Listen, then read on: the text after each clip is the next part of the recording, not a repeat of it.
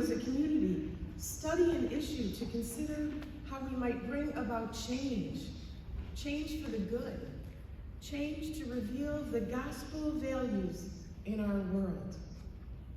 And then she told you,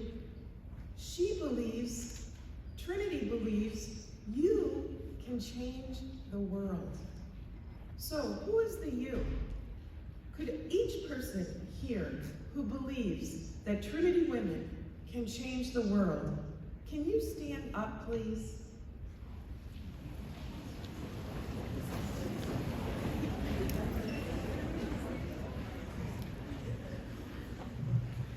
Now look around. Look at the faith and love in this room. Look at the trust and the strength. Thank you so much. You can all be seated now. And I can just hear Sister Michelle saying, that was awesome. You know, there's nothing more Dominican than what you're all doing this week. Studying what needs to be changed, coming up with ways to bring about good in the midst of the oppressive structures we face. The theologian Karl Barth used to say that we should all go through life with a Bible in one hand and a newspaper in the other.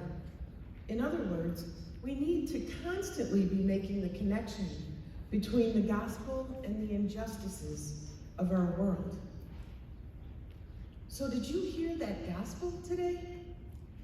This section of Matthew's gospel is called the Beatitudes. In the Aramaic, the language spoken by Jesus, the Beatitudes contain no verb. And so Jesus did not actually use a statement formula, like blessed are the poor in spirit, but instead a formula of exultation, of rejoicing. Oh, the blessedness of the poor in spirit. The word beatitude is actually the English word for a Greek word that has several translations. To be a blessing, to be happy, to advance, to make progress, to go forward. To be a blessing, in other words, Matthew is saying to us, if you want to be a change maker, here are the characteristics you need. Be poor in spirit. It's not about what you have, but who you are. What makes us rich? Be mournful. If the world makes you sad, share your sorrow with others. Find those who are also wishing things were different. Make changes with them. Be meek. What this is not saying is to be weak or quiet. Instead, Jesus is honoring those who seek out the ways of wisdom, like using prayer, practicing nonviolence, doing works that heal the earth. Be the one who hungers for justice. Do you look for the right thing to do in every situation? Be full of mercy. So how is your forgiveness radar these days? Can you say, I am sorry? I lived with a sister in Bolivia who really struggled to say, I am sorry. Once, after a disagreement, in order to tell me that she knew she was wrong and she was sorry, she baked me chocolate chip cookies. Now, don't get me wrong, I loved the cookies, but I also would have loved to have sat down and talked about things with her. The next beatitude, be pure of heart. Can you always see the good? Be a peacemaker. Give the example of love in everything you do. Be the one willing to stand up and be knocked down for a good cause. Blessed are those who look in the eyes of the abandoned and the marginalized and show them their closeness. The gospel today is a roadmap for those who want to change the world. That is actually the name Pope Francis gives the Beatitudes. A a roadmap. Trying to do all these things sounds very difficult. So what if everyone makes a point this week to reread this gospel and just pick one beatitude? Find the one that really speaks to your heart. Find the one that will help you be a change maker. Then tell somebody else what your beatitude is.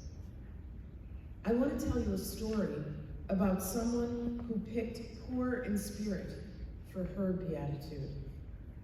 The story comes from my time in Bolivia among an indigenous people called the Guarani. Adela Soracho was a Guarani high school senior in a town called Naurenda, soon to be graduating. All her classmates, just like herself, were bilingual, speaking Spanish and Guarani, and were thinking about the clothing that they would need for their graduation ceremony. Her classmates were planning to get new graduation suits. The boys getting like a traje, a suit, and the girls skirts and blouses. Her mother, like most of the Guarani women, was wearing the traditional tipoy, a long, loose-fitting gown pinned at the shoulders. Adela was reflecting about what it meant for her and her family to be Guarani. Her father would be making an offering to the earth before planting, and to the spirit of the forest before hunting. The family planted the traditional corn, beans, and pumpkins in their fields. They gathered as a family around an open fire in the morning and at night to share stories in their native language. Adela decided to make a statement of Guarani pride and chose to wear the traditional tipoy with the ceremonial ribbons and a special bow in her hair at her graduation. She, like her classmates, would be ushered to the stage by her parents.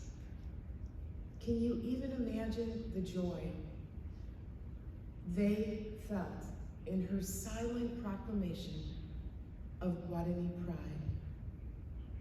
Being poor in spirit is not what you have, it's who you are. And finally, I think it's easy to ask, what difference does all this make? Especially in light of the fatal catastrophes that we've been facing in these last few days from California. Mother Teresa once said, everything we do is a drop in the ocean. But if we don't do it, that drop would be missing.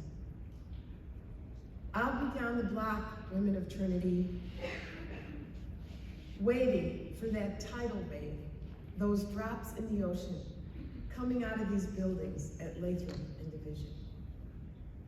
Amen.